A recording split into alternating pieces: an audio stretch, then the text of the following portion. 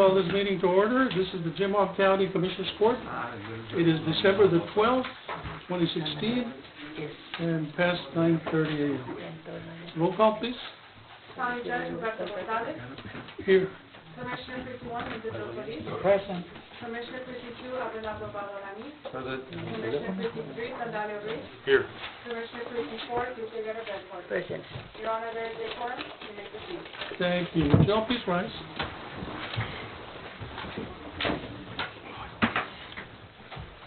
Pledge allegiance.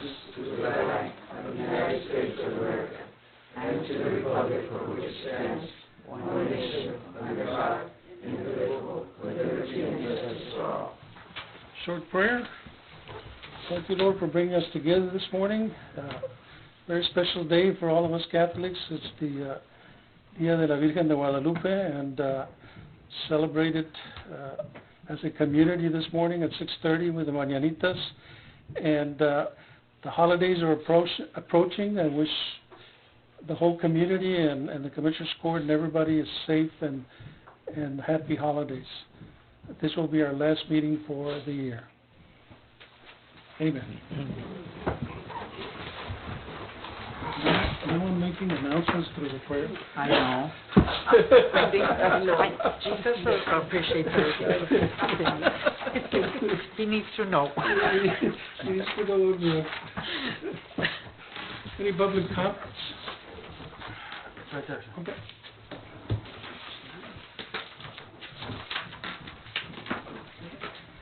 We've got a lot of business and a lot of visitors. So let me go to item 16-12-12 to dispense with order of business. So moved. Is there a second? Second. All those in favor, say aye. Aye. Mr. Trevino standing out there. I'm going to have him come in and welcome, Thank sir. you very much. How are you? And Good morning. this is item 16-12-014, Roberto Trevino, Southern Sanitation, update on court on trash services. Yes, sir. Trevino, good morning. Good morning. How are you today? Just fine. Great. How can I help you? Okay, I was the one that asked if you could come here. Good. No, I'm just, we were a little concerned because in the last few months we've been having a lot of calls from... Just the last few months, right? All of a sudden, it just started hitting us. Right. It was like... Especially the last month, off and on, it's been 2 days and 3 days. No excuses, but what we did was I fired 10 people. My daughter is bringing in her crew to manage the whole thing better. The people that I had are my generation, and they're not technicians on the new equipment that we purchased for you all. The equipment that we purchased for you all when we started was this basket that's attached to a commercial container, commercial truck, and that picks up the waste. When we fired all these people, we lost their expertise on how the equipment worked, that specific kind of equipment. And bringing in new technicians that were higher and better qualified for the bodies was something we did not have. We brought them in for the equipment, the engines, the suspensions, all of those things. The new equipment was something brand new to them. So when it would go down, they would literally have to troubleshoot the issue to find where the problem was. So it was taking them longer. But now we've given them the technical support to back that up, and since about 2 weeks now, everything is running smoothly, and now they have the system the way it should be working. We have a backup. I was telling, wasn't I? Yes, we spoke about this, right? I backed it up with an old style truck, which is simply a rear load truck, right? With the guy walking behind it and a cart tipper on the back where you get the container and you put it up there. As a backup, we've got that available, so we're not going to simply rely on that system. We're going to go into the old style. If that were to go down, immediately that truck would go into service. And so we think we solved the problem. And with my daughter running Laredo and me just kind of acting like I don't know, you sign checks and you give her counsel. I love the way she's working. She's bringing in her own team, which is really important. And and they're good people. The difference was the mechanics that we fired literally had the expertise just in one section. The rest of it, they were shade tree mechanics. And with the new systems coming on board, the electronics and everything else, we needed to hire technicians who know the operation of the new engines and all of those things. And this is what that transition took us to when we realized what the problems were. We had to get in technical support to teach them how these things work. So now you won't have a problem. And even if you did, the backup, the old style backup, RH, right, that thing would come in, and so we won't have that issue anymore. Okay, so what you are telling us that from now on, the pickups will continue no matter what? Yes, we're all human, we're going to make mistakes, but I think we solved the problem in terms of what that issue was, and now we just continue the way we've set it up. And now the other thing, of course, we have nothing to do with it, the commercial bins, okay, and I know that you're in charge or whatever, but our community looks horrible because, and I can, one particular site that's in my precinct is the Dollar General, and there's trash. I mean, that thing is usually overflowing, and the trash is all around the bin, They use it. and then it overflows into the residents. So I know the specific area, and I'll ask our office to see how many pickups they have. Sometimes containers, as you well know, they tend to be magnets for the neighborhood. They see it there, and whether it's theirs or not, or it's a weekend or it's night, they'll throw mattresses on it. They'll throw bags of trash just to get the thing out of their truck or out of their house. That does happen. What I can ask is have Larry and some others simply clean those areas up. If you could give me a list of all of those areas that you see is a problem, what I can do is bring people in from Laredo or have Larry hire people here and do a one-time cleanup of those areas that you specifically pinpoint, and that way we can start fresh and see if it's somebody from outside dumping the trash into that container, and not the renter of the container, and we can also determine whether it needs more service, right? Well, and as everybody knows, our community will be growing. Yes. And the problem is probably going to get worse if nothing else. Well, I mean, we're going to try and see if we can keep it clean because we're going to be, everybody's going to be watching us. And absolutely, and I agree. But if I'm on top of it, I can guarantee you it was taken care of. I can't tell you how often Commissioner Alanis and I speak, and the last couple of times he's called me, you can see the tone. Right? And so I'm working to get these things taken care of. But on the commercial side, it's not hard. It's simply a matter of making sure that the area is clean, first of all, and we can bring in people to clean those areas. All I need is a list, and you can email me the list, have your office email me something, and I'll have people go to those specific areas, whether it's your neighborhood or commissioners, any other neighborhood that might have a problem. All I need is a list of those, and I'll bring people in, and we'll clean it up one time and see where it goes from there. And maybe we can identify, number one, the culprit, whether it's the commercial generator, that he might need more service, or the size of the container, or it's somebody from the neighborhood, or it's somebody from the ranches, or whatever it might be. Does that help? Yes, definitely. Thank you very much. Nope, I'll do whatever it takes. Any other questions from any commissioners? No, I already talked to him. He always calls me and tells, like I say, we're human, but with Christina there, she used to be a teacher for 3 years, and she came to me one day, a year and a half ago, and told me she was tired of listening to 6-year-olds whine all day long, right? And I said, darling, wait a second.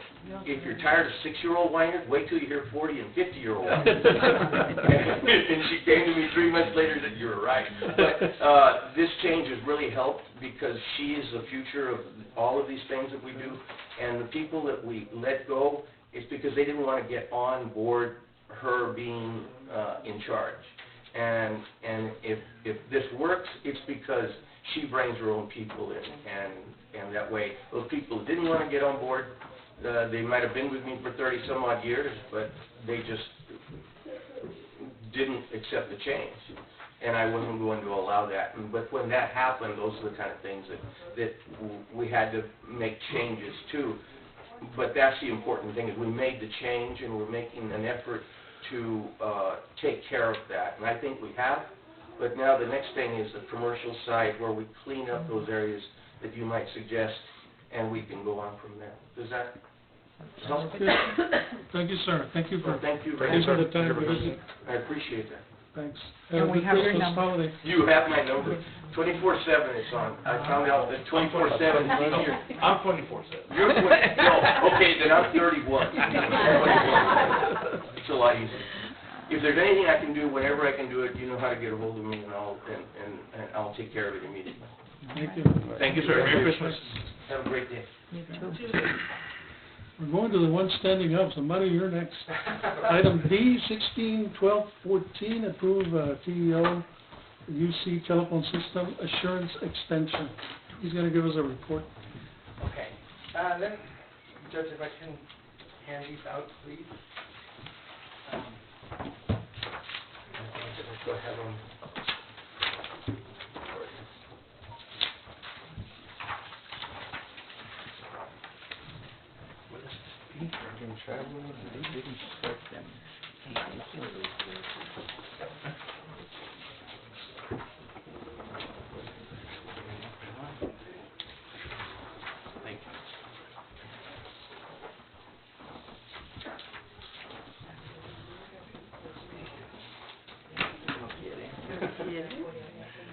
You want the whole stack, Commissioner?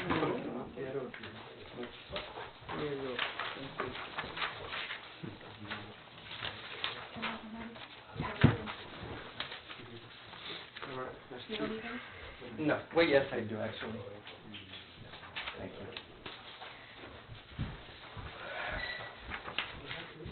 Okay, Commissioners, Judge, I initially submitted a request for extended warranty on the telephone system, and at the same time, the judge asked me to prepare a report of the actual savings that we had incurred or that we had realized ever since we went to this VoIP system. And it's pretty well spelled out in this report that I put together. Initially, the county was spending on a monthly average of about $12,000 a month for telephone service. Working with the various departments, as that we were able to eliminate a lot of phone lines. Some of the phone lines, in reality, AT&T didn't even know what they were, and those were adding up to a lot of money. But we eliminated many phone lines. We brought them into what we call SIP trunks, which is internet circuits. And so from $12,000 a month that the county was spending on phone service, we were able to bring that down to about $3,500 a month. So that's what a savings of almost $8,000 a month that we've been able to realize with the modern phone system is what it is. Now we do still have some lines that are on AT&T. Some of them are necessary. We still have a line out at the airport that is the weather line. There's nothing we can do to eliminate that, but there's other lines that are just simply fax lines, and they're very expensive. I was just commenting to the judge that there's one fax line here in the annex that's at the Veterans, and it's only a fax line, and it's $257 a month. So, you know, it's just stuff like that that we can still cut into the cost and realize a little more savings for the county. Now, the reason I hadn't included extended warranty, the system was only warranted for a year. And it's because I wanted us to see and realize the savings that this project would generate. Now, the extended warranty is not so much, it would extend the warranty not only of it would bring any software updates that are developed that would make the system work better, for example. It would extend the actual physical warranty of all the phones, the servers, and of course we would have. I believe I was telling Griselda, I'm always available, but if there's something where I need to go higher, like to the actual manufacturer, that would include the manufacturer extending the warranty on everything as well. It's a 2-year warranty. Yes, sir. And the reason I did a 2-year warranty on this, I could have extended it 1 year, I could have extended it 2 years, I could have extended it 5 years. But the reason I only did 2 years, and maybe I should have been a little more clear in my explanation, is because there's 2 years remaining on the financing of the equipment. So maybe rightly so, maybe wrong. I just assumed that if you did want extended warranty, you want coverage at least while you were paying for the system. So I mean, it's pretty self-explanatory, the report that I put together here, but, you know, in reality, over a year, the county has probably saved about $70,000 in just telephone. So That's great savings. On the AT&T lines, provided a list. We've already gotten rid of some of those. Who met with us? Alicia? We met with the AT&T guy. I think we eliminated the veteran, which was $200 a month. It was a fax. No. Was it a fax? that one, as of November, we still paid it. It was still. The thing was that when we met with the AT&T representative, that we didn't have fax. So we wanted our fax numbers back. Okay. But then Mr. Ogun came in with the little box. So he did connect our faxes. But that's why we had met with Mr. So the veterans has a fax. It's a fax phone? Well, what it is, it's a, I believe, you said it was a fax phone and internet? fax, and an internet. It has Okay. all the Now, the internet is already provided by SmartCom. The phone service is already provided. So it's a landline. So basically, it's a landline fax line that is costing $257. And he doesn't need a fax because you guys have a fax. So we need to get rid of that landline. Okay. Yeah, and I've been in contact with Griselda, and really AT&T is being a little horsey about letting stuff go and making corrections. They didn't like. We were paying them the $70,000. Right. They didn't like the porting over of the numbers, and you know, well, who wants to lose that kind of business, better? But you know, it's in the county's best interest, you know, to save the money. So, Okay. basically, that's it. If y'all have any questions of me, I mean. So where are we gonna pay this from, sir, or what?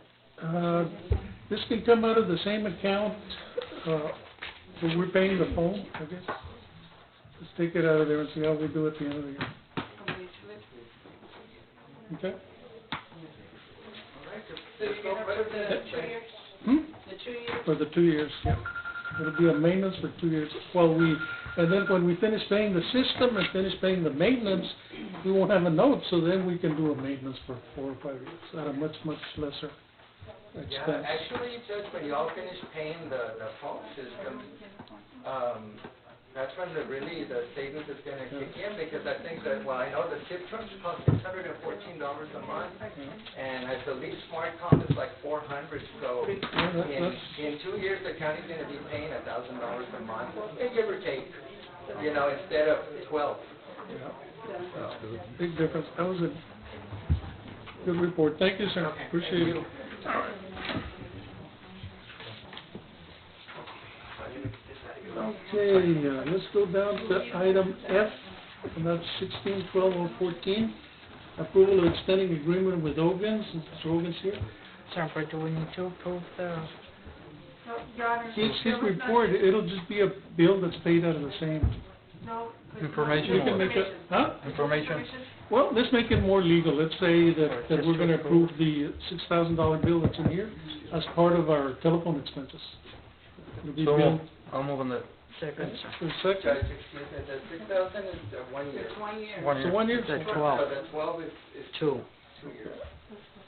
So maybe let's take it in 2 years. Next year we'll do the same. So- Okay, So maybe you want to do 6. 6. So you want it for 1 year, not 2. 1 year, not 2. I don't know if we have enough for the 2 years within that account. You tell us, what do you think?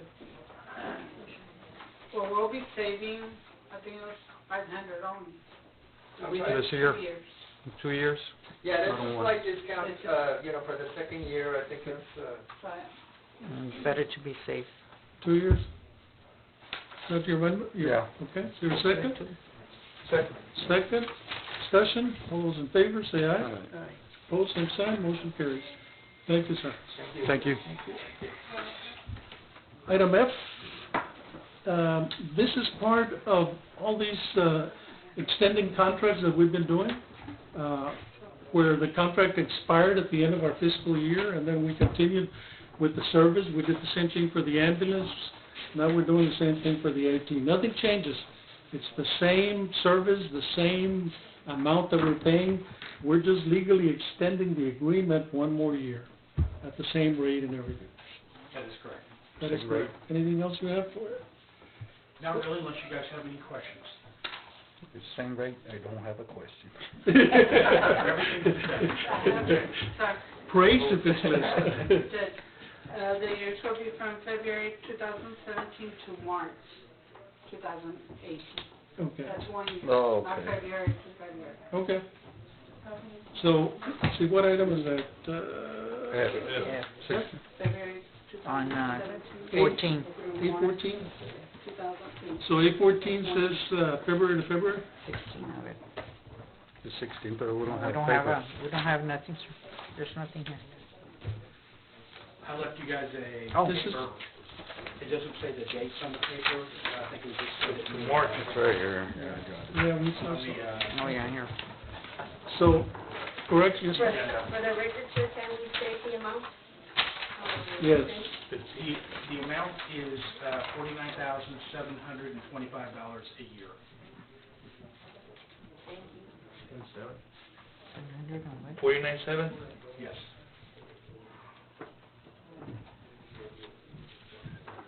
Okay, and the contract extension will be, say it again, Alicia? From From February. February 2017 through March 2018.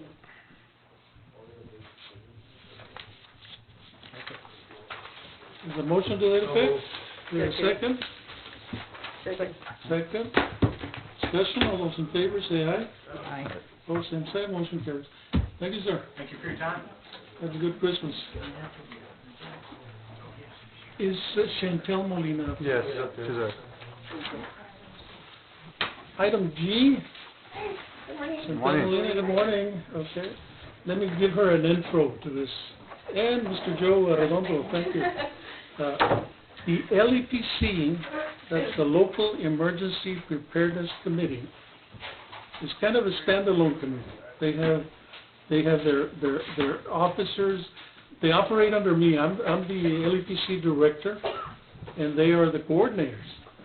They apply for funds, and it's made up of law enforcement, fire, nursing, everybody that works, ambulance that works whenever there's a.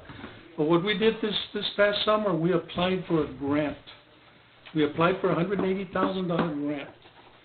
We didn't get 180,000, but we got 92,000. And basically, all that money, 92,662.80, is because it is an LPC. It's for emergency preparedness. So a lot of the equipment goes to the fire department. There is a community siren that we don't have anymore. It went defunct some years back. So there will be a brand new $46,000 community siren to warn the community of an oncoming tornado or fatality or anything. So, plus many others, some suits that are going to be available. We still need to trim that down a little bit, but these people are the ones that are going to administer the grant, especially Chantel, who's the coordinator. And let's give her a hand because she's a volunteer. For the first time, we have a community volunteer leading our emergency preparedness. And Mr. Joe Alejandro is always there with us and for us, and is a great source of information, and he helped us with the grant. As long as Dr. Bierling from the Texas Institute of Transportation, who worked with us on the first grant, got us to apply for the second grant. Now we're thinking of a third grant. So one was 20-something thousand, this one's 92,000. Hopefully the next one will be as good. And so these people are going to be the ones that are going to administer the grant, but it goes through the county, okay? So they decide how we spend based on the budget, and as a county, because they're part of the county, we kind of approve their process. Any information, anything you want to say in terms of us? I presented the budget a little bit in there. Page 17. I just wanted to thank the judge and everybody who voted, for me to direct it. Since I became a nurse almost 5 years ago, I've done a bunch of emergency room nursing. And along the way, seeing some of our folks arrive, from our hometown into our hospital, I got to see what our community lacks. And it's like I said in a commissioner's or another meeting a couple of months ago, I took initiative into it because I was like, it could have been, my father or my children or y'all's children or, parents. And I just want the best for our community. Our community does lack a lot when it comes to emergency planning and response and equipment for our firefighters. There's a lot of training that we need to get them trained for so they can protect themselves and go home safely to their families. So that's why I went ahead and took this role. And that's my goal, is to try to bring as much as we can to our community when it comes to emergency management. So get the best for our community. Thank you. Thank you for your service. So how are we doing? We're getting up to speed a little bit. I'm planning a lot of trainings. So I've already requested air monitoring for first responders, a pipeline operations class for first responders also.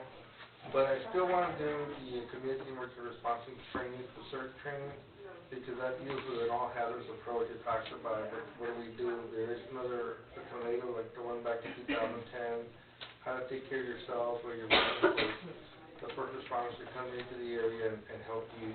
But I'm hoping to get one of those classes off the ground pretty soon. I'm trying to get an EMT class too. We're working together trying to get an EMT class here.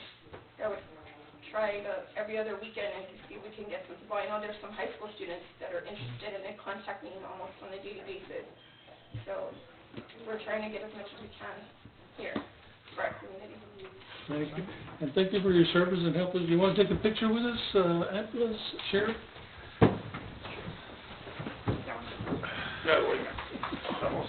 We're celebrating $92,000. Okay. Yeah. Sheriff Alarcon? Keep on.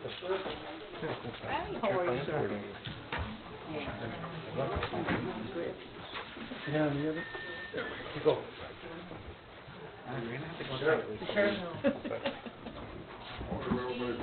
Is it wide enough? Yeah, maybe I'll just kind of squeeze it a little bit. Yeah.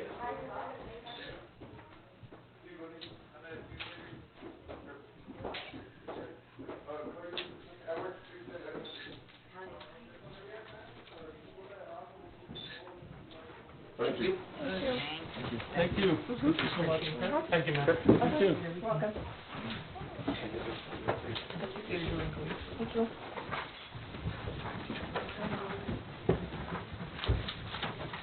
Mr. Zambrano, this too. You wrote half of that grant. Thank you. Next time. Sir, you didn't say anything. Okay, let's see, where are we now? Let me see. We should have two visitors here, 12-013 under reports and presentations. Correct the record, it's not Janie Garza, but Jamie Garza. Texas Department of Agriculture Vista to introduce herself, Commissioner's Court. Please stand and be recognized. May I introduce her? Okay, yes, go ahead. I'm actually just letting you all know I'm really glad that she's here present, but she'll be assisting as a volunteer with AmeriCorps with the VISTA program, so she might be coming in at least once a month or every now and then to be coming to our community and trying to get some contacts. Now, those contacts really help us, and I'm really glad that she's going to be assisting with us.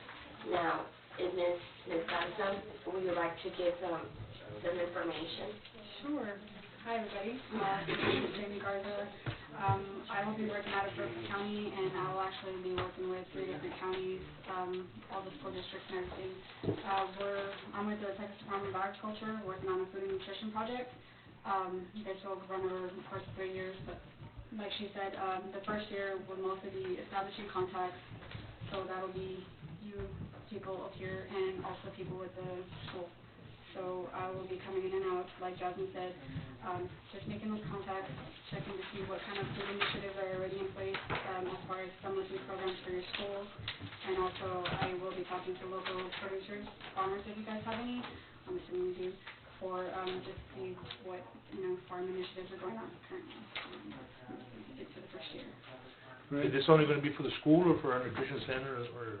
I will be diving into anything and everything dealing with food and nutrition. Oh. So the focal point is mostly for the youth, so it would be generally with the schools, but anything and everything food and nutrition, I'll be there asking questions. VISTA stands for Volunteer in Service to America, Yes. of which I was a VISTA way back in 1968. But back then it was more leading parades, protest parades, and that in the 60s. That's what I remember, wearing an armband, and I was a sophomore in college, and we were getting paid to be a Vista, and we led a protest parade downtown Laredo. But the Vistas have gone. They've come a long way. Don't lead any protests here. Definitely not. Thank you, and you're welcome. Thank you. Welcome. You want to take a picture with us? Come on, guys. I think the Christmas newspaper is not, is going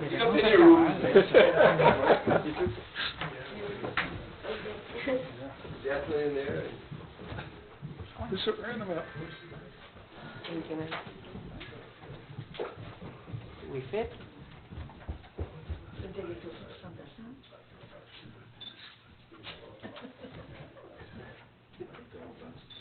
I'm not sure what it was. Thank you. Thank you. Thank you. Thank you. You're welcome. Thank you, All of you. You misbehave in England.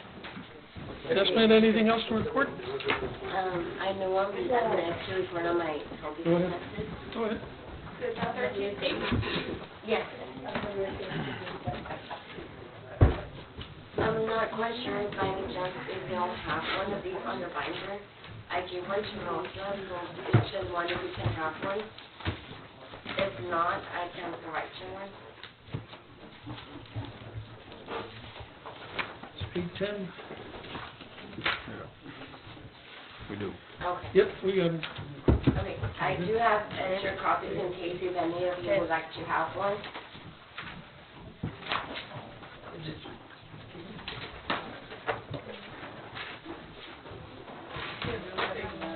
What's the number here in the thing?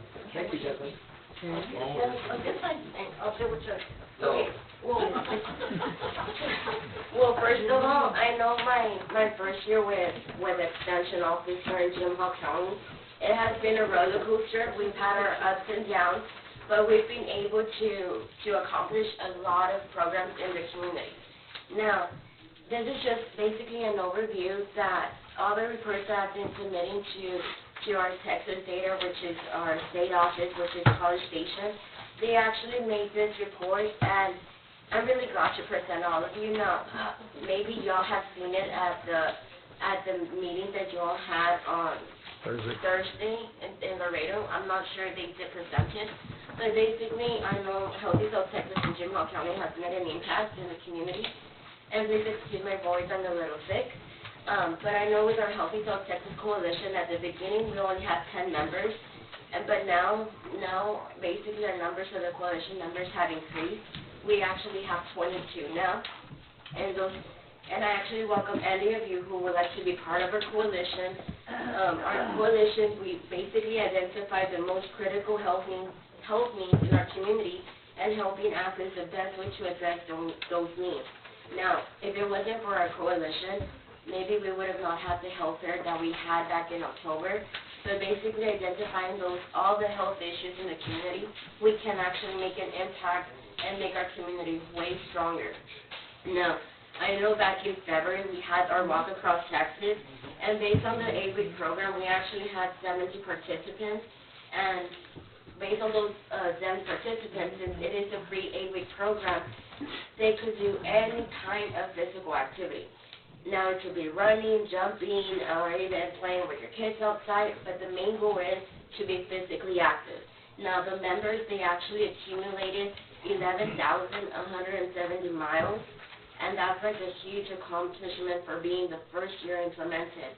Now, we did have our Walk Across Texas event, our finale, and I actually thought it was great success. We had also like some food shops given out. We had a lot of SUS members. We had a lot of even the Coastal Bend Kidney Foundation, the Texas A&M College of Pharmacy, and other agencies coming to our Walk Across Texas. But it did make an impact in the community, and I'm hoping I can start that again, hopefully by February, if anyone would be interested. But also in the back, as y'all can see, we've been empowering our youth. We started a Healthy South Texas Ambassadors program that is basically those youth ambassadors, they're implementing in the community about the nutrition, the food education, and also identifying the health issues within the youth.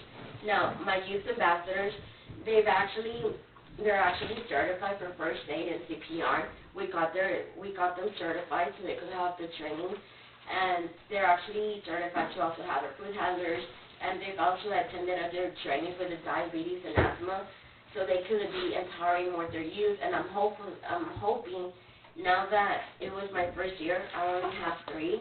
I'm hoping for next year I could get more youth ambassadors, more youth committed to the program, and of course they're doing the community hours, community service, and I think for the first year I think it's been great. But besides, I've also been empowering more programs in the community. As of right now, I've been doing a program called Learn, Grow, Eat, and Go, which is a 10-week program with the 3rd grade students, and as they're learning about science, math, reading, and of course with the plants, they're also growing their own vegetable garden. And I would like to thank Commissioner Sandalio for assisting with all helping some of the Jim Hall County employees put in some soil at our gardens, because it was a huge task, and me myself, I could have not done it myself. So I would like to thank him for that. And as of right now, some of the vegetables are already ready to go, and we have some of the bell peppers, we have broccoli, we have radishes, lettuce, spinach, and carrots. So today, because of the 10-week program, it has ended, we're having a celebration for the kids. You're more than welcome to attend. It's today at 2 p.m. at the Heberville Elementary School, at the cafeteria.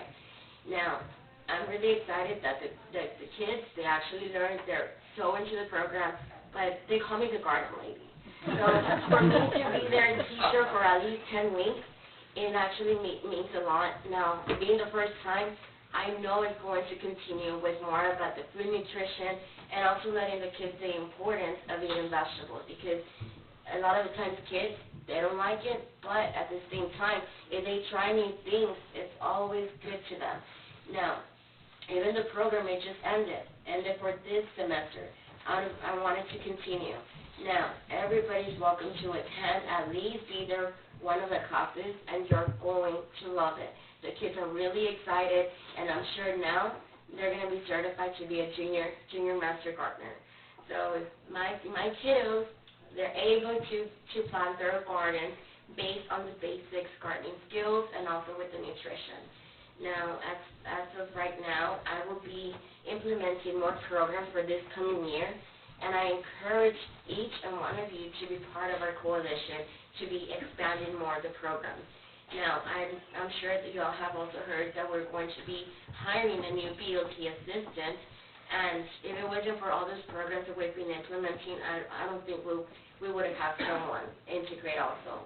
And just to let you all know, I did receive an award from my District 12 office. I received an award for program development, and I think all my hard work actually did paid off, which I wasn't expecting anything, but I'm actually glad that I did. I just wanted to share just an overview of this year. And if you all have any questions, any comments, please feel free to let me know. And I was a little bit nervous, so I'm sorry. Thank you. Thank you. Is there a motion to approve the report? Second. All those in favor, say aye. Motion signed, motion carries. Thank you, both of you. Thank you, Jasmine. Thanks. Thank you, Jason. Okay, let's see, we got item P under 1612-014 is discuss and consider 2017 CD fund proposed projects. Aurelia Cárdenas.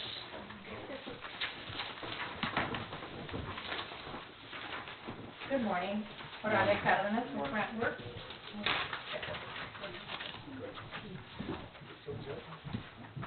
Yes, sir. We've discussed the 2017-2018 Community Development Fund under the Texas Department of Agriculture CDBG program. I mentioned that the deadline is February 9th, although there's a couple of more steps that we need to take before we can get there. We have before you the map of the projects that have been presented and discussed with the commissioners. Also in your packet, there is a budget which exceeds the amount of funds that we anticipate having. The state has set a minimum of $275,000, and from that we deduct engineering and administration for funding for construction. As you know, this region, and I mentioned before, has in the past funded everyone because the state has set this $275,000. If the region doesn't receive enough funds, potentially someone, one or two communities, we don't know at this point whether a community is not going to get funded or not. So if we go over the budget, you can see, and Javier, you're more than welcome to jump in. I don't think there's, the budget is, but there's a copy here for both of you to look at. Oh, I have budget. Or was it in your packet? It was, okay.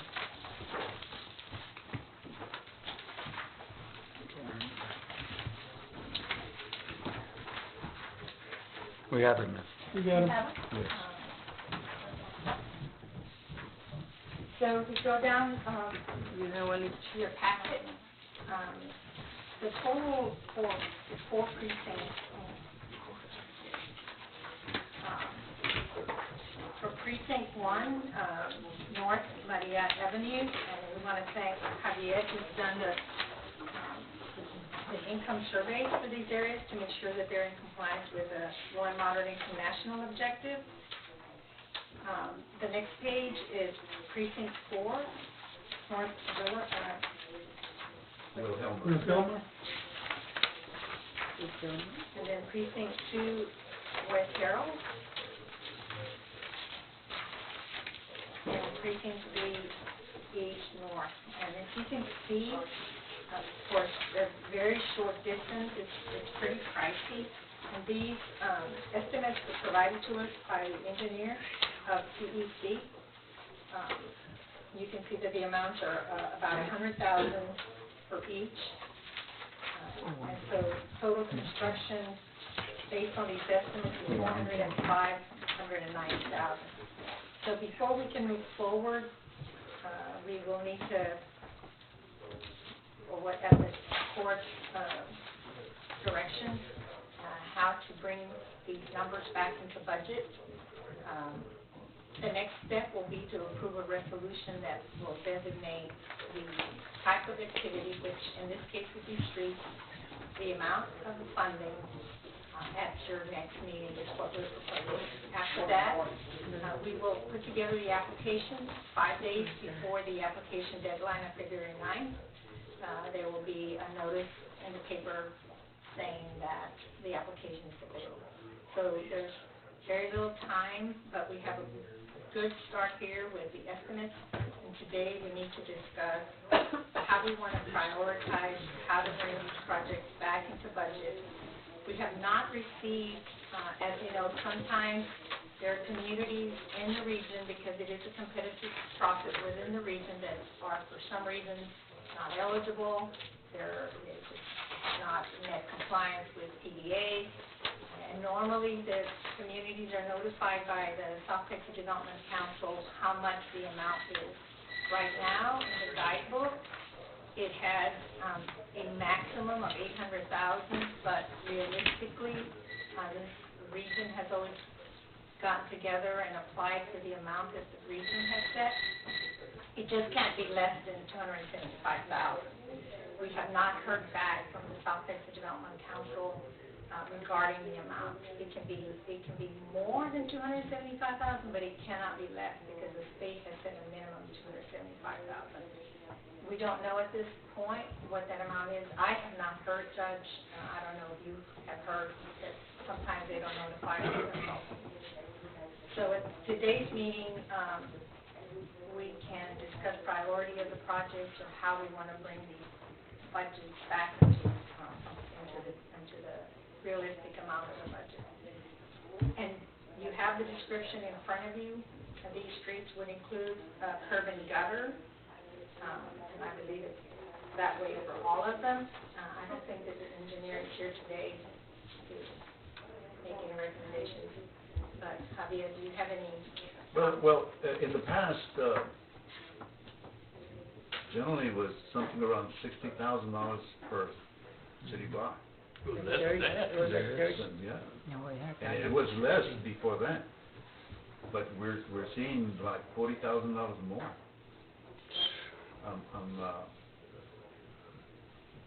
I'm a little concerned about the figures that the engineers submitted. But maybe prices jumped up that much? quite a bit. I think even if it's 60,000, you're still gonna be a bit over, to do all four projects. To do all four projects. Are all of them equally, and, I mean, both of them are, what, how many streets on each one of them? One block. One block, so each one is one block. One block, yeah. That's such a short distance for the No. but streets are pretty expensive. One thing we might keep in mind is that the scoring criteria is going to be important this time. You are part of the first priority, which is streets, is one of the first priorities. The other one is the criteria that's set with census. You can't change that. But the other item deals with low and moderate, and I don't know if you remember, but there is a scoring criteria for the higher the percentage of low and moderate, the higher the score. For each one of them, Well, or for the whole project? it says, what is the total low and moderate income person's benefit percentage for the project or projects being submitted? I don't have how it's calculated, but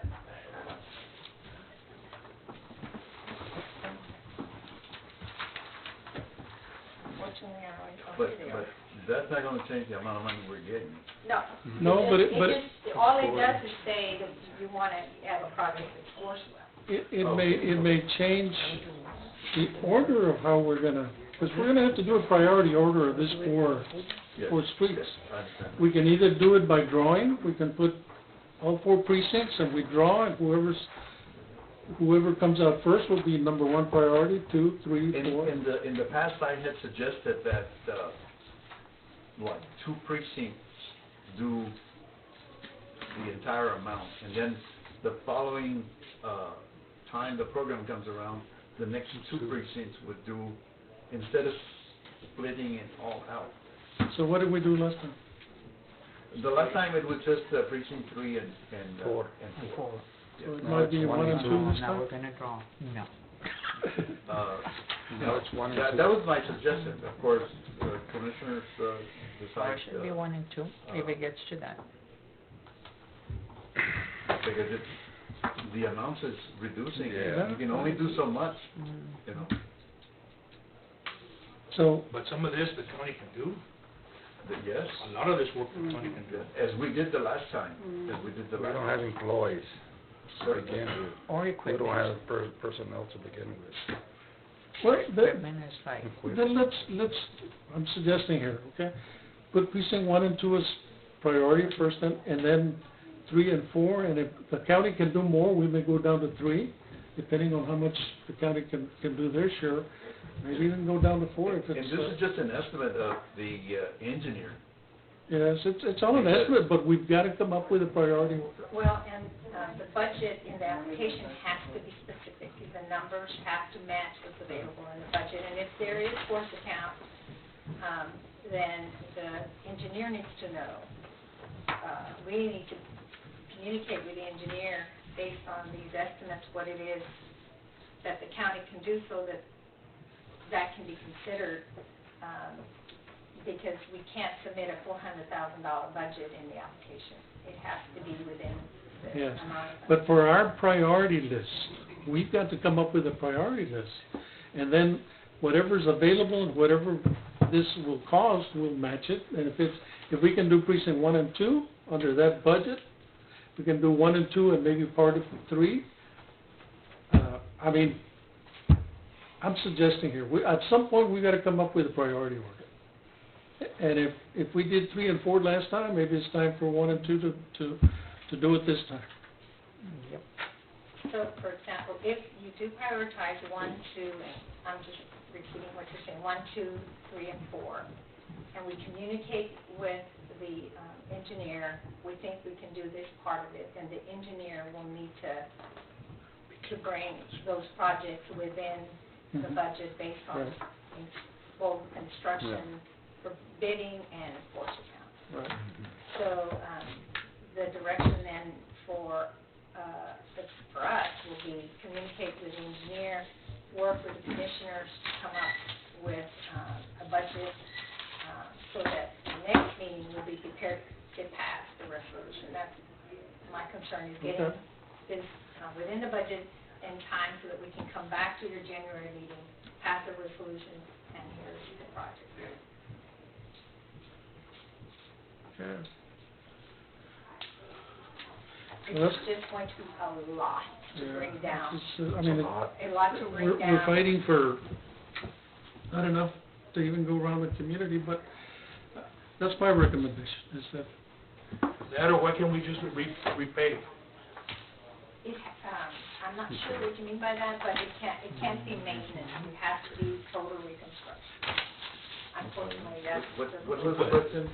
I talked to Vera, what's the judge over there that's chairman for the, Stockman? yeah, for the club? Did they repay their last project? No. What did he do? I asked him if we can repave. And He said, yeah. following year, not this year. Yeah, next time, because you didn't repave this last project, so let's finish 1 and 2, pave properly, and then the following project, if y'all want to repave, boys, you will repave. We just need to make sure that when we define repave, it has to be reconstruction. It can't be, like seal coat, it's gotta be, it has to be reconstruction, because then the state considers it, maintenance. But, That's what it is, it just maintenance. depends on how, what the engineer finds it and how it's presented.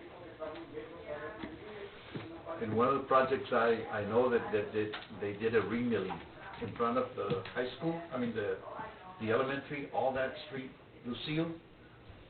Foremost came in with a machine because they couldn't go down because of some, a gas line and water lines. And what they did, they milled everything, and they compressed everything, and they reconstructed everything, right over. and it was approved by, back then it was Orca or Yeah, one of those, I thought, it was Office of Rural Community. Office of Rural Community Affairs. It depends on how it's defined, if it's considered, we have to get the description of what the work will be, so that we can get it to TDA for eligibility determination, based on the description. Okay. Okay, so what, what is the consensus? That we do 1 and 2, priority, if the rest can jump in, that would be awesome. Well, let's see what we can cut, so the county can do it on its own. And we can do that, even. So we've done it all the time, all the time. We've cut a lot of money. Yeah, but the last time you did 1 and 2, you did 3 and 4, you didn't do 1 and 2. No, I'm just saying, you can cut a lot of this. Yes. With doing that. And that'd be great, but right now we gotta prioritize. Yeah. And then if we can cut some more, maybe we'll be able to do one more street in another county, in another precinct. So we'll entertain a motion. I move that we prioritize 1 and 2, and if the rest of the precincts can fit into the budget, would be great.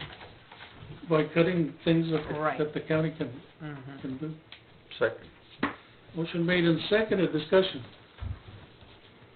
All those in favor say aye. Aye. Opposed, same sign, motion carries.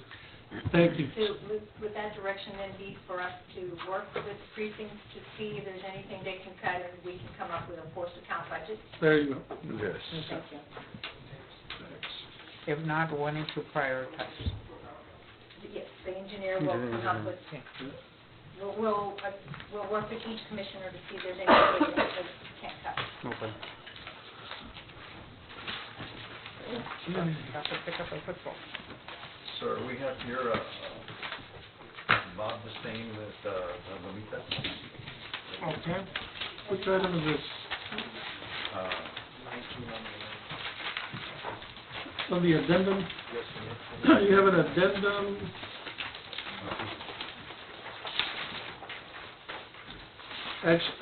16/12/019. And this is regarding to the, situation where, and I left a copy of the map. 19. Right here. Okay. Where,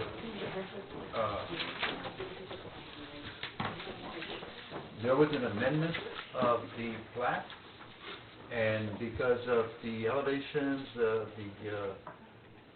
sewer line cannot be, it's not there. Right, when we had it engineered on the amendment, it showed an existing sewer line. Those lines, water and sewer lines are not actually there. So we're not gonna sell those lots on the south side of that road that would be serviced by those lines.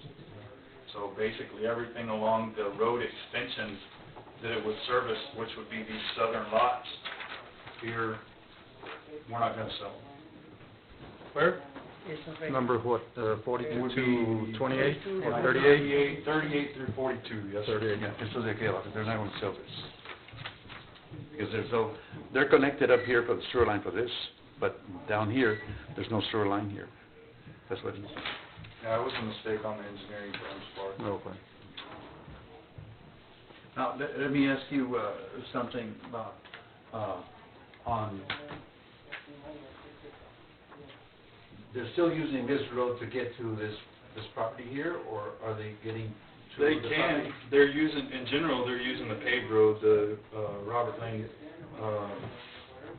That road was put into service, that 38 through 42, which we're not selling. It's still there, you know, as like an alleyway, I guess they'd use it to these lots that are across that are serviced by the paved road now. But, I mean, it's not their main. This is the reason that I'm bringing it up, is that this road here, right here, Yes, sir. is dedicated. That one. This one is not dedicated. This one right here, This one right here. the one coming in this area right here is not dedicated. So, the reason I'm bringing it up is that the model subdivision rules say that if this road is going to be used for this property, as the main road for this property, this road would have to be paved. But you're saying they're using it as an alley. Well, it's at their discretion, but their main entry and access is off of the paved road, yes. Is that gonna be corrected later, the sewer line, or? No, it's not? gonna take a lift station, and to just service that many lots is gonna be economically unfeasible for us to do that kind of construction.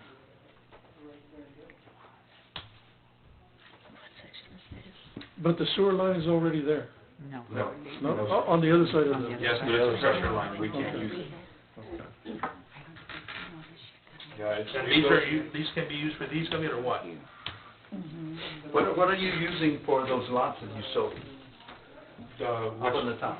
Up on the top, they're serviced from across the street on the other side, the main line that runs on the other side of the paper. So there is a main line that runs on this side of the road, so they're crossing over there.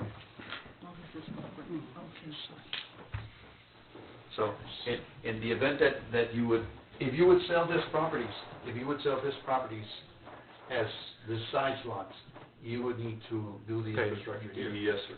If you sell it as a large area, let's say 5.1 acres or more, you don't have to.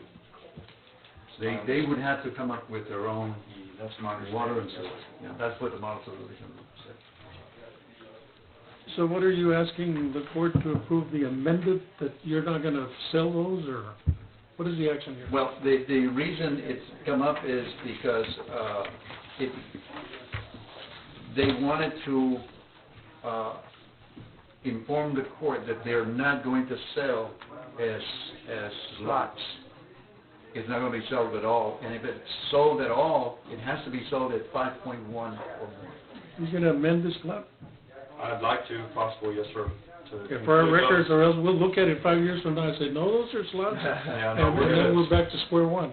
I mean, in my opinion now, that's gonna go back to the engineer. I'm sure he'd be more than happy to do that since his mistake created this There you situation. go. But, Have them pay for it.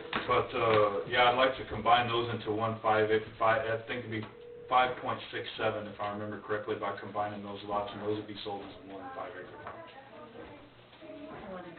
At which point they provide their own, water and sewer. And as long as there's a road going out there, you don't have to pay for it either. If it's 5.1 or more, you don't have to do it. It was just an information item, and, I guess that He'll come back later. he'll come back later whenever he gets the corrections. replatted. Thank you. Is there- Thank you. Is there a motion to approve the report as presented? So moved. Is there a second? Okay, motion made and second. All those in favor say aye. Aye. Pose same sign, motion carries. Adopt resolution for award of engineering and management, I left a copy there. With, there should be a copy. 835. Oh, it's at the very back. I didn't bring copies. No. It's 835, very back of your book. This is a resolution, Gibbon County selecting professional service providers for the Texas Community Development Grant, Community Development Fund project, and this is, we had already done this, right? Yes. We're just affirming this. So, now therefore be it resolved that Civil Engineering Consultants Incorporated be selected to provide Texas CDBG project-related professional engineering services for the Community Development Grant Project number 7216236. And then section B, the South Texas Consulting Services, there's a typo there. Be selected to provide Texas CDBG project-related administrative services for the Community Development Fund Project 7216236. That all of the contracts or commitments made with the above-named services providers are dependent on the successful negotiation of a contract with the service provider. It's in the back. Way Where? back. The very back.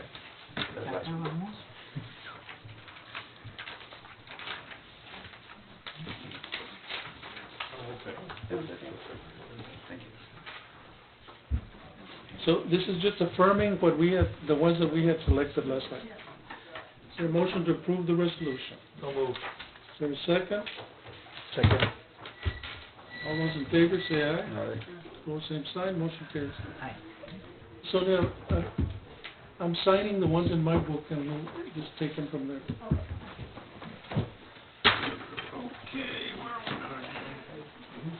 Okay. Thank you all.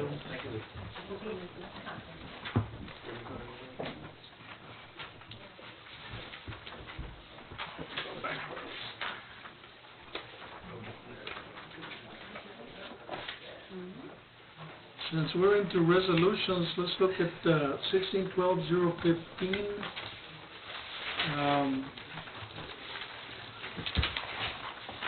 A, adopt order prohibiting and or restricting certain fireworks in unincorporated areas of Jim Hall County. So move. Second. Motion made and seconded. All those in favor, say aye. Aye. Pose same sign. Motion carries. Item B, adopt order prohibiting or restricting outdoor burning. So move. Motion made. Is there a second? Second. Second. All those in favor, say aye. Aye. Pose same sign. Motion carries. Item C. That's fine. Okay. The CDCAT, which is the County and District Clerks Association of Texas, emailed me this past week, wanting for us to, for the Commissioners Court, as an entirety, approve this, she's gonna have it in front of me, let me get it. It's a resolution basically stating, because you know how we are e-files, we are mandated by the state to e-file, and basically what that is all the documents, that the attorneys submit, they're electronically submitted into our system through the state, and the state sends it to our vendor, and we get it in our computer. These files were only supposed to be kept for 30 days with the state. Well, the state is doing, the OCA got together, and the Senate, they got together, and they want to keep our files permanently. Okay? So what that means is all the attorneys will have access to all our files now, and they want to have it for the public as well. So this is, and they're saying that no matter what we do, it's going to happen. Our records are going to be there now. But this is just so we can have some kind of, as the County and District Association, so we can have some kind of say-so and try to get some money, because we're going to lose a lot of money from making copies and, people coming and getting images, and we're going to lose a lot of money. So we want to be able to implement some kind of percentage of what people are getting off of these files that the state is keeping now permanently. And that was not what we had agreed upon when e-file was first mandated. It was just 30 days and that's it. And now it's going to go through to where they're going to keep our files permanently. And this is the state doing it? Yes. So we just want to, they're just trying to get all these approved, all the 254 counties to approve this resolution, so that way they can have some kind of, they can see like, hey, we want to have some kind of say-so on how you're going to handle these records, right, and if we're going to get some kind of percentage off of it. Because we're basically saying, well, our records are no longer ours. Not only that, they're going to sell the records. They're going to sell the records. To people that are Yes. having the business of Yes. selling Exactly. cases, and we're going to be left out. So we're going to be left out. So this is basically what this is. It's just saying, okay, it's going to go through because that's what you're saying, but we want to have some kind of say-so as to how you're going to handle those records, and if we're going to get a percentage off of it. So this is what this resolution is for. Is there a motion to approve the resolution? So move. Is there a second? Second. All those in favor, say aye. Aye. Thank you. Pose same sign, motion carries.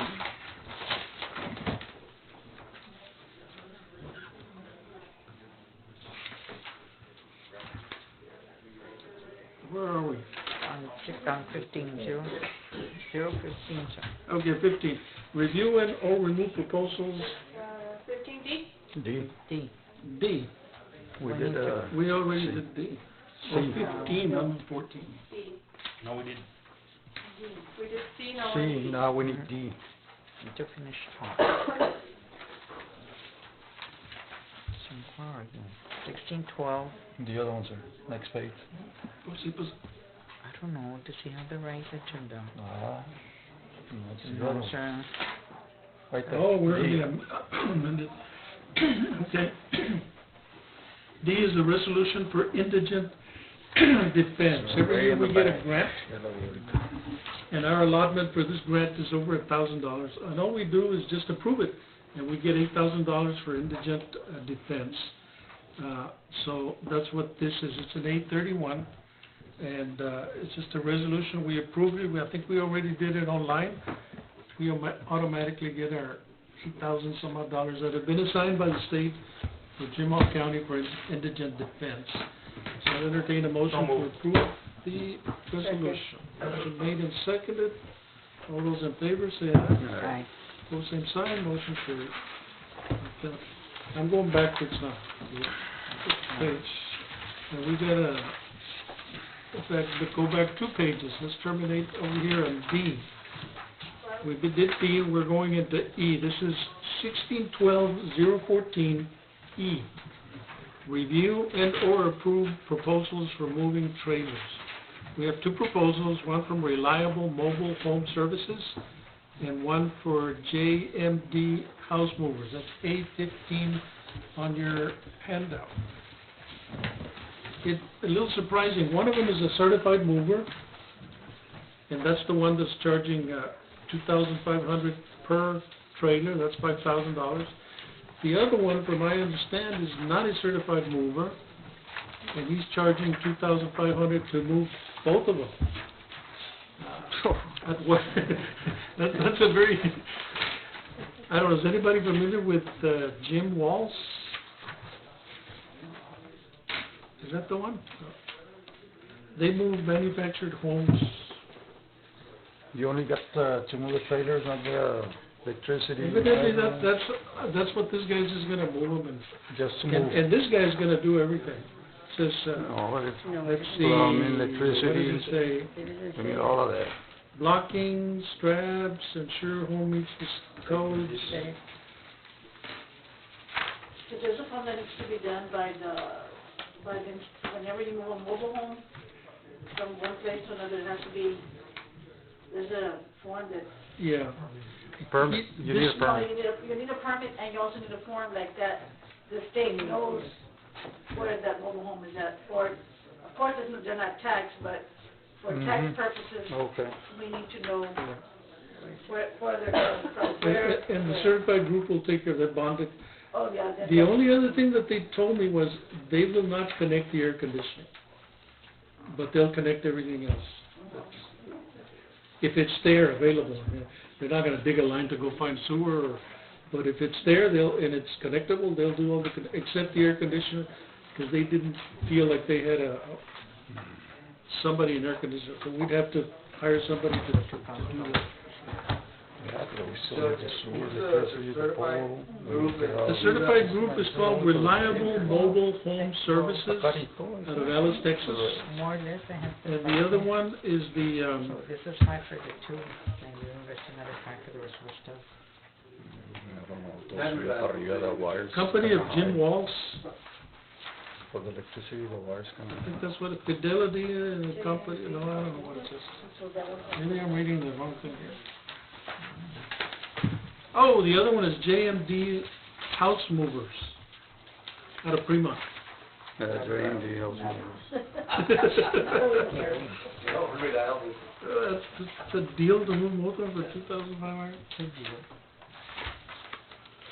I'd be scared. Here's the permit here, The other one, Elisa, permit bond. So, I don't know, one sounds like a great deal, and even both were surprising. I thought it was gonna be over 5,000. yeah, I thought there was gonna be.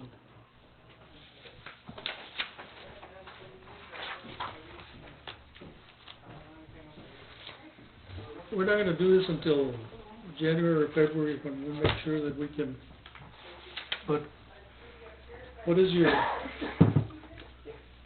I wanna get an estimate on the electricity. The actual connection? Yeah, the actual connection, because the wire's kinda high.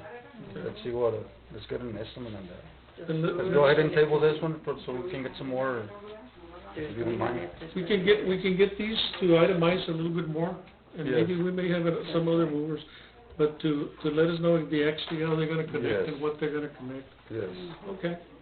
Well, at least we got two of them, and they're more or less of what we would be good, so. More or less, everybody. Entertain a motion to approve both proposals, negotiate, to review, we're not awarding a proposal at this point. Just to approve both proposals, to look at details as to what they're gonna be connecting and why, other added costs. I want to table it, Table it. not approve. Oh, okay, you want table, Yes. Then we'll, go from there. okay. I'll move to table it. And then in the meantime, I'll get Yes. the detail. Okay, motion to table, Second. all those in favor say aye. Aye. Opposed, same sign, motion carries, okay.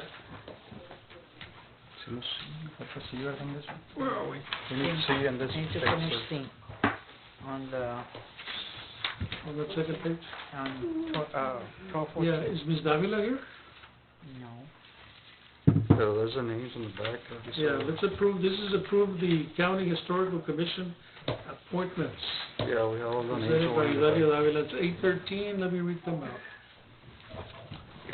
We're appointing to the Jim Hawk County Historical Commission, Carmen Alvarez, Idalia Davila, Brian Gonzalez Jr., Patricia P. Gonzalez, Dr. Jose A. Gutierrez, Isidro B. Gutierrez, Charlotte Helen, Ramiro J. Molina, Hernan Moreno, Jorge Peña, Azalia Perez, Tina Rossi, Annette Sorrells, Sammy Torres, Janie Dominguez, and Randy Dominguez. So moved.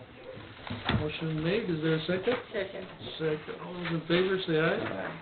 Opposed, same sign, motion carries unanimously. Are there any amendments, sir? Any others? That would be A.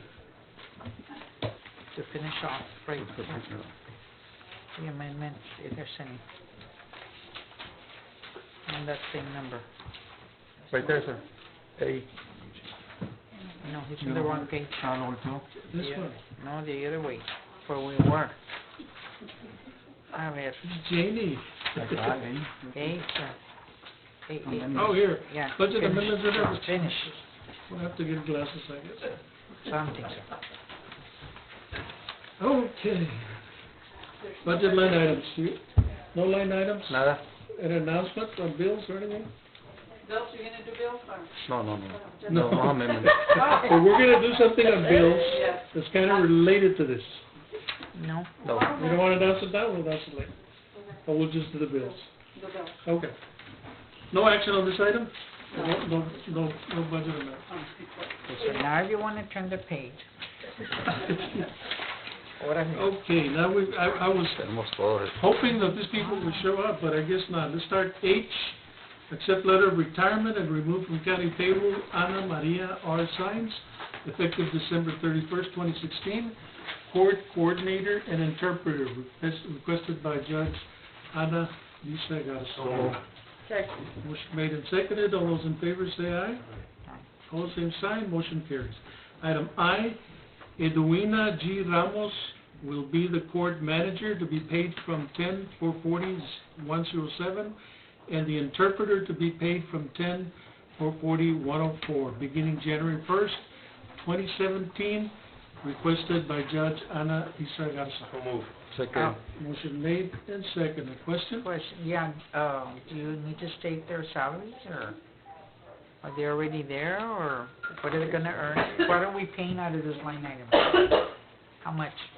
Out of the 104, we're paying 783.60 every pay period, and then out of the 104, 206.92. If I'm not mistaken, she will be taking over Ana Maria. Yes. So it's the same salary? Yes. Yes. Okay, so they're just gonna overlap Yeah. whoever was there? Yeah. Okay. Item J, transfer Marisa Estrada from district attorney to court coordinator for District Judge Garza beginning January 1st, 2017. Her salary will be paid from 10/4/40/11. It's another transfer. Yes. So move. Motion made, is there a second? Second. Second, all those in favor say aye. Aye. Opposed, same sign, motion carries. Item K, Accept retirement letter and remove from county payroll Adelina Perez, effective 12/31/16. Also, pay any monies owed, requested by Norma Lisa, Tax Assessor. So moved. Second. Motion made and seconded. All those in favor, say aye. Aye. Pose same sign, motion carries. Item L, county clerk to advertise for clerk at tax collector's office, requested by Norma Lisa Hinojosa. So moved. Second. Motion made and seconded. All those in favor, say aye. Pose same sign, motion carries. Item M, hire temp utility truck driver at motor pool, effective 12/12/16, requested by Commissioner Linda Jo Solis. Okay, sir, I went through a bunch of applications, and of course, it's very hard to get anybody on a temporary basis. But I finally got one that was willing to do it, and that would be Tommy Barras Jr.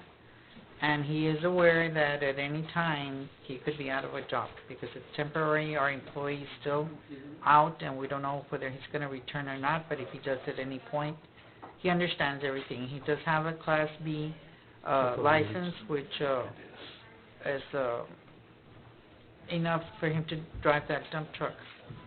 He doesn't have the CDL, but he does have the... CDO, Class B. And being that it's temporary, and he realizes that at the end of the month, they will no longer be here, and it would be up to Mr. Martinez to see what's gonna happen with the employee that we have, or what the situation will be at that point. He's gonna be paid out of the budget for that employee? Yes, because that employee Same right now. salary? Yes. 9, whatever it is. Yes. Is there a motion to that effect? So moved. Second. All those in favor, say aye. Aye. Pose same sign, motion carries. Item N, county clerk asking for approval to start another scanning project. Your Honor, I had mentioned a while back that I had CompuData come and look at our files. They took a box.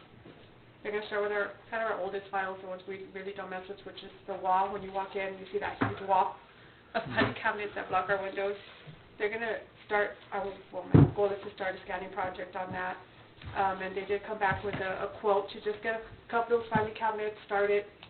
And they're looking at, here, 2,000 images per box, and there are 121 boxes for a total of $31,216.80. I do have my preservation funds. I do have some money in there. It's like about $20,000, I think, with my preservation funds. So that makes me a little bit short on it. So I called the state to see if I could use my archive funds, and they don't see no problem with me using my archive funds to finish this project. I don't want to completely deplete my funds because I do use those for other stuff as well, preserving my books when they're coming apart. So I'm either gonna just do part of it, or in sections to kind of cut this cost down. But I know about total with my archive funds and my preservation funds is about $50,000 that I have. You can take half and half? Or? Yes. So I probably take most from my archive and leave some of my preservation, because if I have a book that's coming apart and I have a lot of old books, I need to have some preservation funds in there. Eventually I will deplete these funds, so I will be coming to you all for help. Eventually I'm going to get to that point because I'm depleting those funds, and income flow coming in, those line items. But I do need to get rid of those filing cabinets either way, because it's e-file mandate that we do become paperless. So all those cases do need to be electronically available in my computer. So that is my project right now. And that's the budget that I present every year when I present my archive funds and my plans. This is just part of that. Can you do a portion right now? Yes. And we did approve it for budget, so I can be able to use those funds. So you don't deplete everything, just do a portion and then see how the rest of the year goes? So right now I'm gonna see, he's gonna come and see how many filing cabinets. I really want to get rid of a good chunk, because some of them are really packed in there, and some of them have a lot of space, and some of them are huge files. So he's just estimating like 2,000 pages, per box. So you want to do the whole $31,216.80? and Let's take it out approve of that, post. let's approve that, and just, let's see how I can work my budget in there. If I can get most of it out of my archives, I think my archives has like 27. I think my archives has like 27, and I'll take out the rest from my preservation funds, but like I said, that would be depleting my archive funds, and I'll probably be needing help from y'all next year. Okay, so I'll entertain a motion for document imaging proposal from Compute Data International for $31,216.80 payable from the Preservation Fund and the Archive Fund. So moved. Motion made, is there a second? Second. Second, all those in favor say aye. Pose same sign, motion carries. Item O. Item O is the detention action on detention center, and it says expending funds. If you look at A25,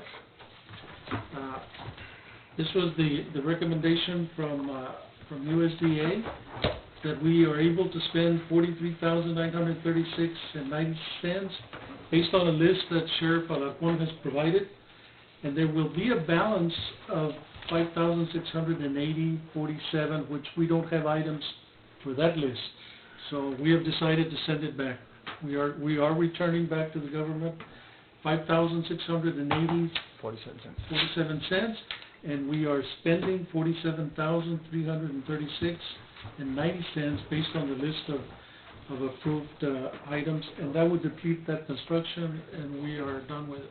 Just to mention on that, there was a change, it's gonna be a little bit more than 40, what was that? 47,936? Because one of them changed because of timing. But we're still gonna return some money, not the whole 5,000 or whatever, but anyway. The balance up. Right. And USDA has a new code and everything. Okay. Martinez has something, or at least? Well, those are grant funds, so I would be very leery in sending them back, because you'll never get us. Right.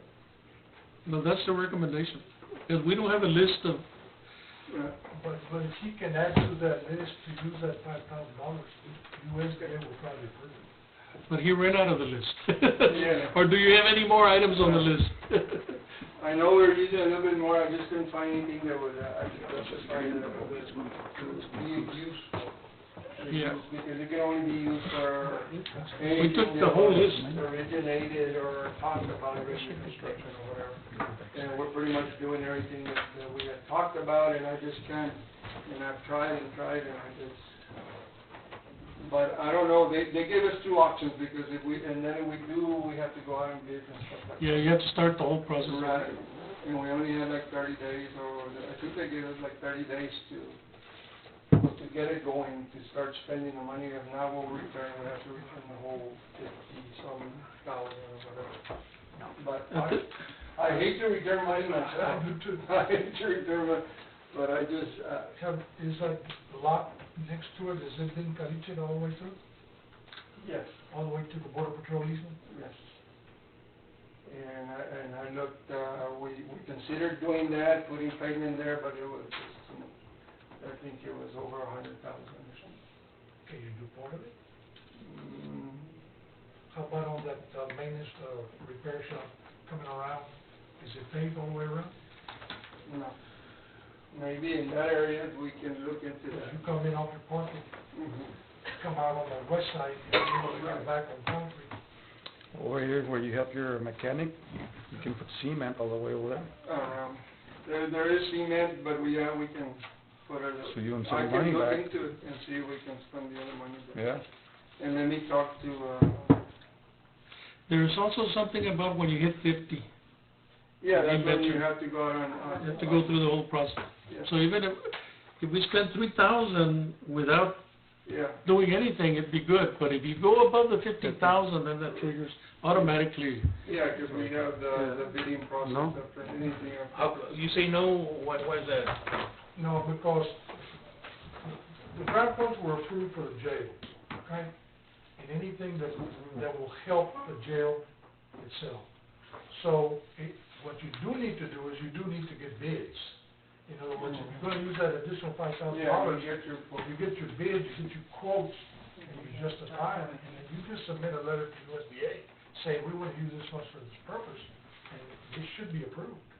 Now, if it's not gonna benefit the jail itself, it will not get approved.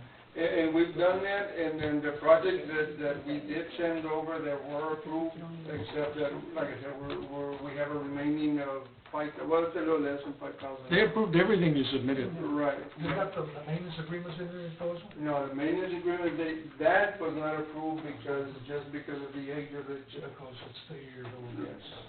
Yeah, we did that, so that's why we started doing the other stuff. But the maintenance agreements were the first things, but like I said, they said the jail's over 2 years old and they're not gonna, that's why they didn't approve that. If you can come up with something that would benefit the jail to use up all the funds, I would recommend you do it. And Once you return the funds, yeah, they'll never come back. yeah. So, let me look at other things and see if we can, during the time, and approve this, and, the other thing I can think of is the Sally Port doors that we have problems with, but, let me see if we can approve that and get a hold on that, and see if we can spend that or what. If I can help you, let me know. Okay, we'll do that, and then, like I said, on this other deal, I think we're good to go on the project, and I'll look at the remaining, balance of a little less than 5,000. Okay, well, that's Changes. just a matter of information of what you guys are up to, so anything changes, Yes. at some point, the Commissioners Court has to approve the billings Right. and all that, okay. Right. All right, motion to approve the report of the detention center expending funds. Motion second, Second. those in favor say aye. Aye. Opposed, same sign, motion carries. Let's go down to Q, DQ. Approve the Jim Hall County Economic Development Foundation Committee. I'm recommending 4 people. Rodney Rodriguez, who has been on it for years, agrees to stay on it. Mr. Juan Escamilla, Mr. Joe Stacy, and Linda Jo Solis will be the Economic Development Foundation Committee. And we're gonna have to look at the next meeting and approve a Chamber of Commerce, because these groups are gonna become critical to what's gonna be happening to our community as time flows. So, is there a motion to approve the Economic Development Foundation Committee as presented? Second. Motion made and, Somebody. motion made and seconded. All those in favor say aye. No, like this or somebody. Opposed, same sign. Motion carries.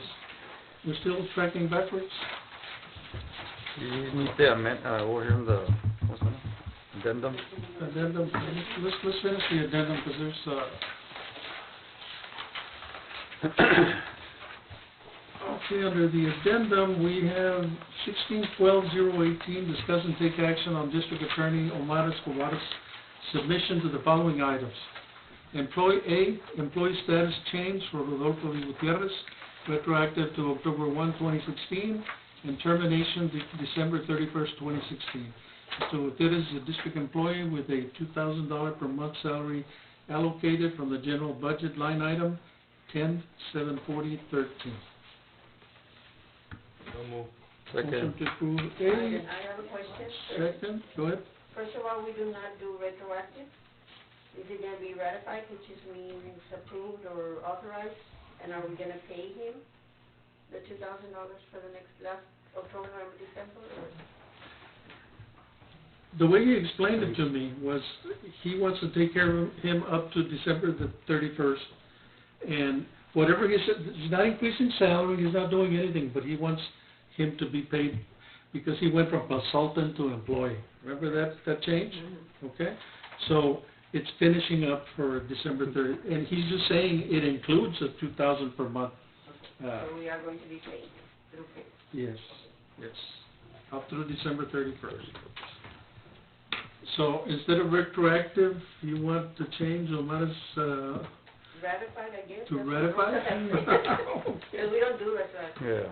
And Okay, but ratify he's means terminating approve, him as the authorize. consultant? Okay, Mm-hmm. all right. Okay, not as the employee. No, consultant. Okay. Motion made and That's not seconded. clear. All those in favor say aye. Opposed, same sign, motion carries. Item B, Employee status change for Ricardo Carrillo, investigator.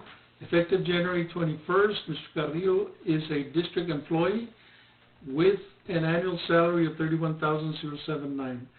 $8,928 will be allocated from the general budget line item 10-440-111, and $22,151 will be allocated from the general budget line item 10-440-103. So moved. Motion made and seconded. Questions? Okay, Rudy, we were paying him from this line item, right, when we were invoicing it? So are we gonna pay him from here, or is there somewhere else we're gonna? From exactly there, but beginning January. One ends in December, one begins in January. So the budget's gonna be less than 31,000, it will be 25,000. Yeah, but that's the annual salary. You'll run out of months before you finish that. Because he's not a full year employee. We're starting him 3-4 months late.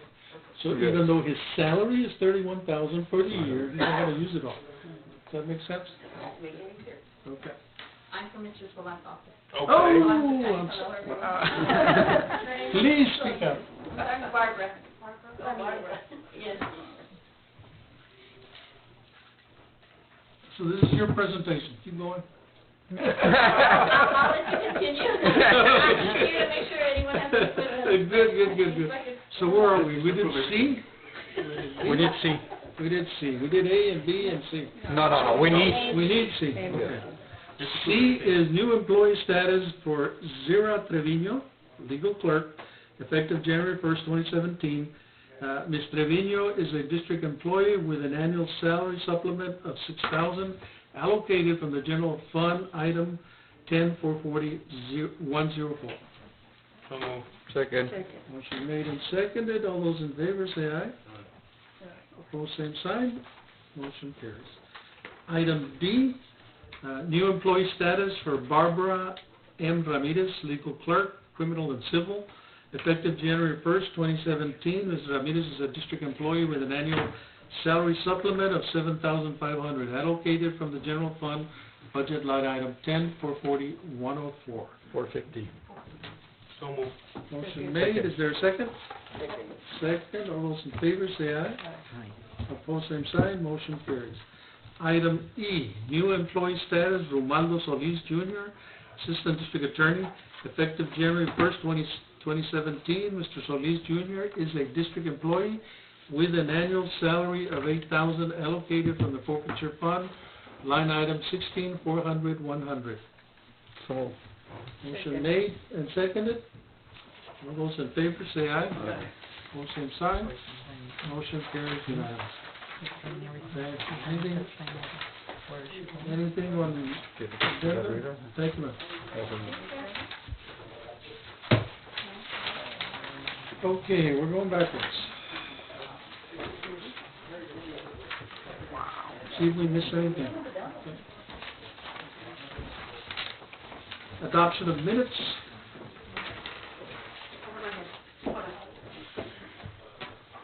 We have the minutes for November 14th and the 28th, and missing one. And there was a special, I know it's a special, but I need to go get it. I only have two. The special was the, what was it? Oh, The 21st, yeah, the canvassing. Yes, I think it was on the 21st, and it came up late. It was November 21st, right? Yes, it was on the 21st. So November 14th, November 21st, and November 28th. Yes, I just need to get the one for the special, I don't have it, it's blank. Well, we approve it, we can sign it later. Okay. So motion to approve the adoption of minutes for November 14th, November 21st, and November 28th. So moved. Is there a second to that? Second. Second. All those in favor, say aye. Opposed, same sign. Motion carries. 16-12-007, departmental reports. Good morning, President Commissioners. For the month of November, we had a total of 74 calls inside the city. Average response time was 7 minutes and 38 seconds. 2 calls were in the county, at 6 minutes and 52 seconds. And then the second ambulance that would come in when the first one was out, their average response time was 13:01. How many incidences? 74. Is that higher or? It's a little higher, just a tad higher. That's what we're averaging about 65, 75, maybe. Any questions or ambulance service? Other reports that were turned in, with the exception of the animal control, animal control. Somebody, are we still in the budget, have a the Texas, That's mine. trapper? You still in the budget? Yes. I was told by the county judge in Zapata, the county judge in Brooks, and I think the county judge in Duval, they're not funding that anymore. Really? Yes. Why did they give us such a hard time? So maybe something, is this optional, or is this something that we needed? With the I other, haven't seen any trapper reports lately. no, the reason that we didn't cut that when we needed to was because we had like a bunch of calls from the ranchers, and the pressure was on, and so we kept that $31,000 in the budget that was. Cause he's around, he was at the airport. I haven't seen any reports of submitting anything. I don't know. I haven't seen any. Anyway, just Well, he's around. just as a matter of information here. Huh? Hector. Is he going to the airport? Other reports that have not come in, fitness center, some grants, Texas Social Collector. Okay. So the rest of the reports are in here. We have to cut next year. Is there a motion to approve the reports as presented? So moved. Second. Motion made and seconded. All those in favor say aye. Aye. Opposed, same sign. Motion carried. Financial report.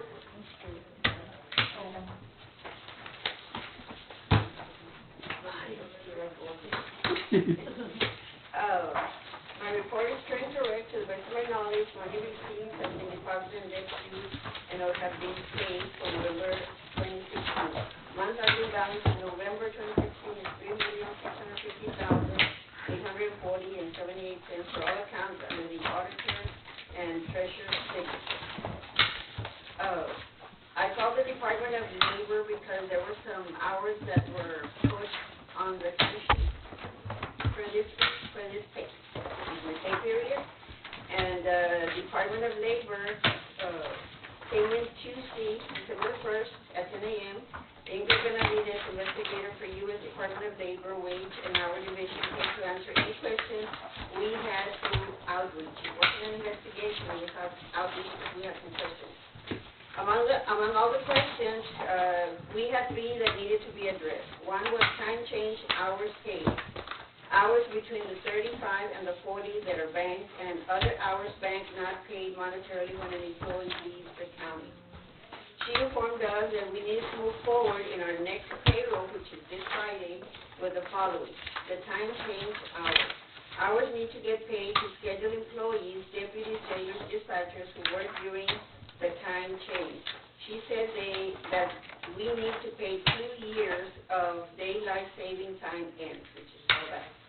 My assistant did the research, and only some employees need to get paid. In 2015, 6 employees, and in 2016, 7 employees. The time change is 2 o'clock to 2 a.m. The hours will get paid from the overtime line item 2540-136 at overtime. Only one will get paid at regular time because they didn't physically work those hours. The next one is other times banked. Wage and hour division on the federal level will not have a problem if an employee works a few hours over the 35, with them being banked as other hours. That's what we're doing right now. But she stated that the hours worked between 35 and 40 need to get paid at regular time if an employee works over 40 hours. Any hours over the 40 will be paid at overtime if physically worked. She's stating those are hours that are worked by the employee, and they need to get paid whenever they have overtime hours. They don't have a problem with us banking them on the federal level, but she doesn't know about the state level. Okay, the other hours banked need to get paid when an employee leaves the county because they are hours worked by the employee. Right now, we only pay comp time when an employee leaves. The other hours, we don't pay them. For our policy, because the other hours fall in the usage or lose-it rule. On the state level, I called to ask for their opinion, but senior attorney, Mr. Tommy Simmons, with the Texas Workforce Commission, was out of town. I sent him an email, and he should respond today, I hope, to see what he says about those other hours. But that's what he said, that those hours need to get paid when they leave. Well, that is going to have a big impact on your budget, and decisions are really gonna have to be made. Policy, you don't have to. Well, she didn't say that. Wow. Because we told her it's in policy, and she said that they need to get paid. That's why she wanted me to ask for the state's opinion, see what they say. Well, if the state tells you that you have to pay them, then next budget year, you're gonna have to really make No, some big because we had this decisions. problem before, it's told us as long as we have it in the policy, it was okay. I'll go ahead and relay that to her. because Yes. That's what she had said. Okay, so with that said, I recommend that you approve the ruling of wage and hour division investigator We have- Isabel we have Navitas this to problem move forward before. on the payroll of Comes from this. 12/16 to the following as per her directive. Pay the time change hours, pay the 2-year time change hour all to employees, and bank hours between 30 and 35. But you said you want to wait on the other ones as far as whenever they leave? I would suggest that you call TAC to help you with all this.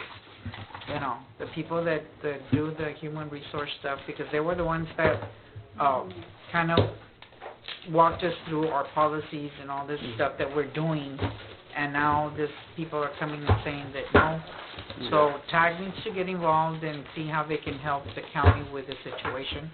And that way you know for sure what you need to pay and not to pay, and if they have questions that maybe they can contact the state. Okay, so what to about the clarify. time change hours? She requested. Then we have to pay, So 1 and 2 we can pay, because we Yeah. have payroll. which doesn't, it's 1 hour, correct? Yeah. For is that? the ones that worked, Yes, when the the time time change? change. Yes. Sounds I don't know what's. So this time change hour happens twice a year. Yeah. Sometimes they might be short, but, Mr. Reyes Espinosa already knows that they're gonna have to put in the schedule to work if they wanna get it paid, when they're gonna be short, twice a year.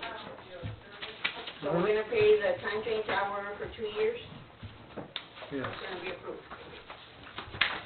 that's my recommendation. The other one, I guess we can wait until, Thank you. is there a motion to that effect?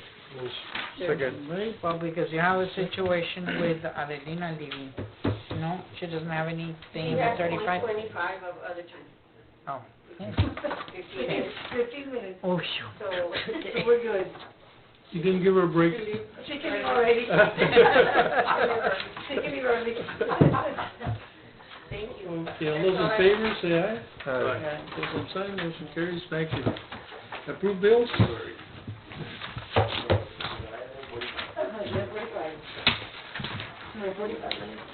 Sir, if I may ask, if I may say that there's a lot of employees that have sometime and other time, if you don't want to see how many hours employees have. No. Whenever they leave. As long as they leave one at a time, one per year. I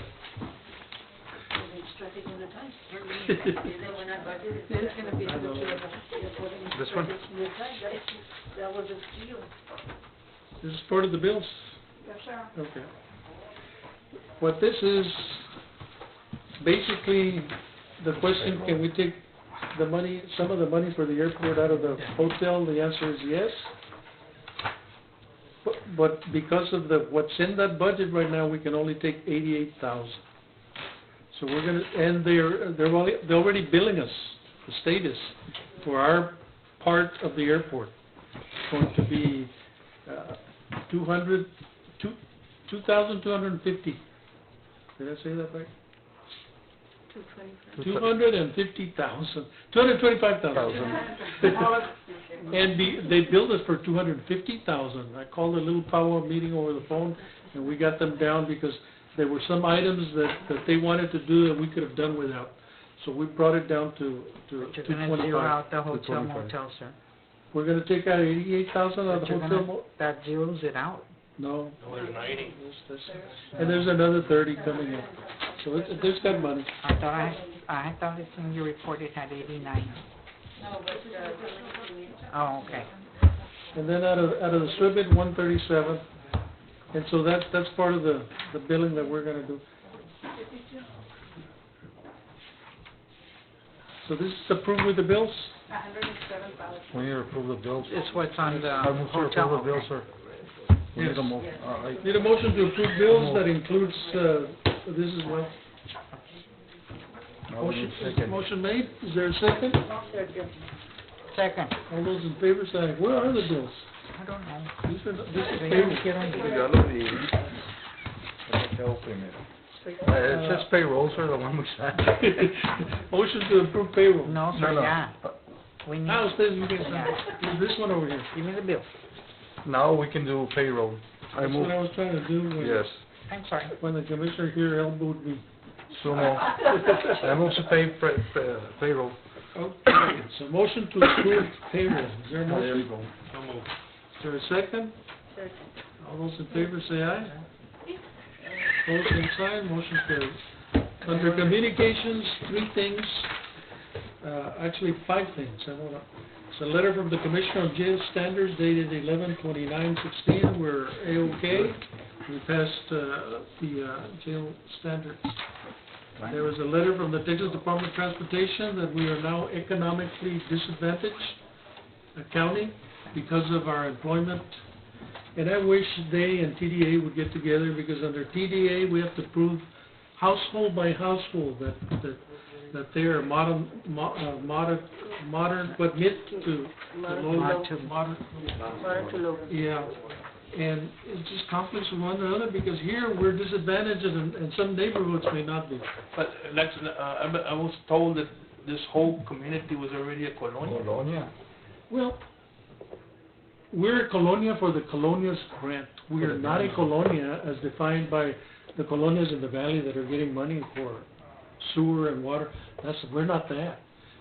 Lomitas may be, I think, if we go and claim it as but for the colonia's TDA grant, we are considered a colonia, so we can apply. But we're not a colonia based on, Not a true colonia. not a true colonia. Well, not according to, well, the way I understand it by Javier. Okay. All right, next item is FAA Non-Federal Navigation Aid Technical Inspection Report. We passed that report as well for the airport. Another announcement, the Christmas Employee Banquet will be Thursday, December 22nd at 2016. Linebarger will be sponsoring that for us. And hopefully Commissioner Linda Jo will be there. If not, we'd like to congratulate her for years of being one of our commissioners as treasurer, and she's retiring, and we have a little token of appreciation. Never say never. We'll have it. I never we'll have say it there never. for you. So let's give her a big round of applause. Thank you. And hopefully we'll see you at the lunch. Try to make it. ¿Dónde va a ser el luncheon, sir? Right, sir, but it's We're gonna trying be- to find a place. If we thought right across for Mendiolas. Mendiolas. But she's charging us a little bit. The other one might be the Bull Palace, and if neither one agree, then we go to the Urban Legion. no, the other one. Pavilion. The pavilion. They've already told us we can have it. So it's going to be one of those places. The letter will be in the checks this Friday of the Christmas luncheon and so on and so forth. Did we miss anything? There's an executive session. Nothing under executive session. So we're gonna, no action on it? No action.